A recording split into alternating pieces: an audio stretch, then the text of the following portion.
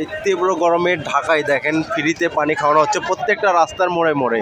তো আসলে এভাবে সবাই যদি পানি খাওয়ানো হয় তো মনে হয় না আর কোনো মানুষ অতৃষ্ণায় থাকবে। এই যে দেখেন ঢাকাতে একদম এই অবস্থায় কত যাত্রীদেরকে পানি খাওয়ানো হচ্ছে ফ্রিতে, গাড়িতে, রিক্সাতে, ট্রাকে।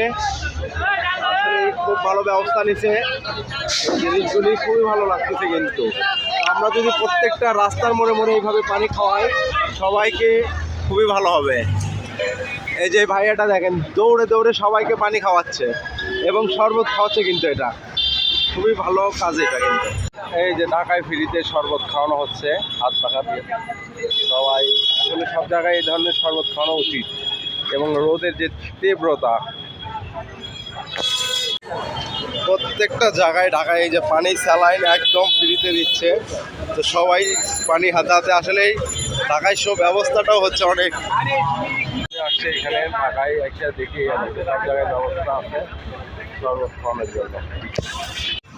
কি ঢাকায় যানজট এই রোদের মধ্যে কেমনে চলে মানুষ বলেন? তো আসলে এই যে রোদের করুক করে একটু আমাদের জন্য পানি দান করুক।